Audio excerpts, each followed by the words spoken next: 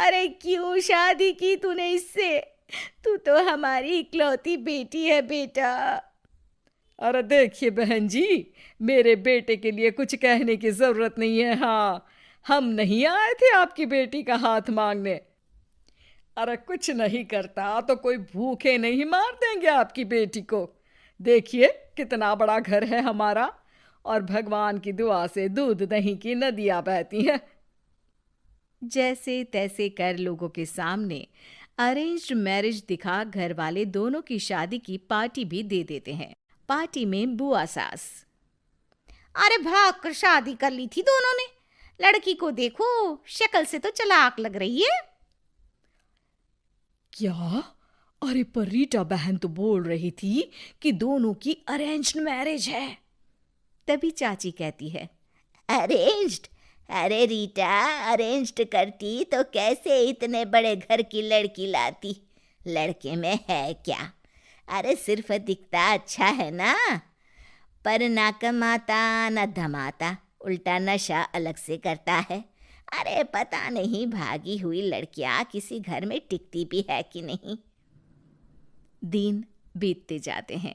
एक दिन, अरे रीटा, हम लोगों को 2 दिनों के लिए पंजाब जाना पड़ेगा। मेरी बहन यानी कि तुम्हारी ननद की बेटी की शादी जो है। हाँ हाँ चलते हैं, लेकिन घर किसके भरोसे छोड़ दें? आजकल तो घर बंद रखना सेफ नहीं है।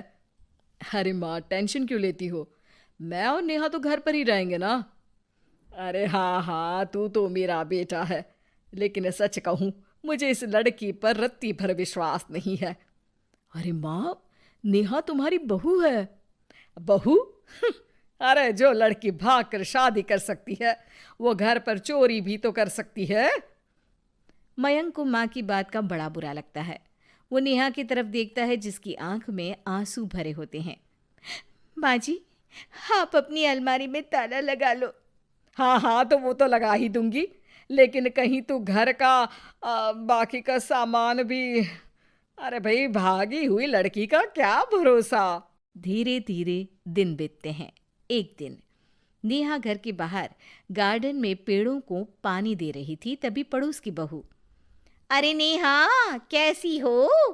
बहुत सुना है तुम्हारे बारे में, लेकिन तुम तो दिखती ही नहीं हो। हाँ, वो बस घर का काम करने में समय ही नहीं मिलता। अच्छा अच्छा, शाम को ना मेरे घर आना, बैठकर गप्पे लड़ाएंगे हम। जी ज़रूर। तभी उस पड़ोसन की सास आ जाती है। अरे बहू, ये किससे बात कर रही है? अरे माँ जी, ये ना शर्मा आंटी की बहू नेहा है, जो मयंक भैया की बीवी है। हाँ हाँ, बस सबको पता है ये कौन है और कैसी है। इससे ज्यादा मेल जोल रखने की कोई जरूरत नहीं है। पता है, भागी हुई लड़की है ये, शादी से पहले भागी थी ये। तभी वहां मयंक आ जाता है। क्या हुआ आंटी जी? अब अरे नहीं नहीं, कुछ नहीं मयंक बेटा, कैसे हो? बड़े हैंडसम लग रहे हो इस टाइम पर भी घर पर। अरे हाँ हाँ, अच्छा मैं भूल गई थी, तुम वैसे कोई काम धाम करते ही नहीं हो ना। अच्छा ठीक है, चलो फिर मिलते हैं। मयंक नेहा के सामने अपनी और उसकी बेइज्जती सुनकर परेशान हो जाता है। कोई बात नहीं, रहने दीजिए, आप परेशान मत हो, सब ठीक हो जाएगा। एक दिन नेहा की माँ उसके घर आती है। अरे आइए आइए, कैसे आना हुआ? नेहा को लेने आई है क्या? अरे नहीं नहीं बहन जी, अब तो नेहा मयंक की बीवी है, मैं तो उसे करवा चौथ देने आई थी।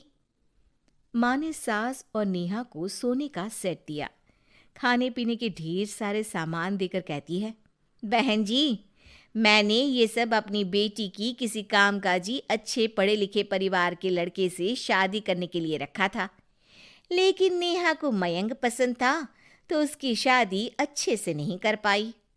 अरे बस बस, हम लोगों को सुनाने की जरूरत नहीं है। मेरे मयंक ने भी अच्छी पढ़ाई लिखाई की है। वैसे संस्कार तो दिए हैं कम से कम मैंने अपने लड़के को, वरना कौन अपनी बेटी को भागने के संस्कार देता है? आपकी बेटी ने तो भाग कर शादी की है। माँ को सास की बात का काफी बुरा लगता है। वो वहां से चली जाती है। नेहा भी माँ का दिया सारा सामान लेकर अपने कमरे में चली जाती है। एक दिन अरे नेहा, तेरी माँ ने जो मुझे वो बड़े बड़े सोने के जेवर दिए थे ना, वो वापस कर मुझे।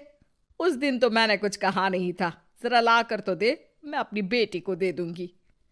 तभी वहां मयंक हाथ में मिठाई का डिब्बा लेकर आता है। अरे क्या हो गया, तुझ जैसे निठल्लू की नौकरी लग गई क्या? माँ, तुझे अपने बेटे पर विश्वास नहीं, लेकिन नेहा को मुझ पर पूरा विश्वास है, और अब मैं उसे समाज में सम्मान दिलाकर रहूंगा। सारे गहने बेचकर मैंने अपना कारोबार शुरू किया है। अरे वाह वाह वाह वाह, भागी हुई लड़की का भी कोई सम्मान करता है क्या? देखा, बेच दिया ना गहना। शाम को करवा चौथ की पूजा में सारे अड़ोस पड़ोस के साथ कई औरतें पार्क में पूजा कर रही होती है कि नेहा भी वहां आ जाती है। नेहा सज धज कर वहां की सभी महिलाओं में सबसे सुंदर लग रही थी। अरे अरे, तुमने भी व्रत रखा है क्या?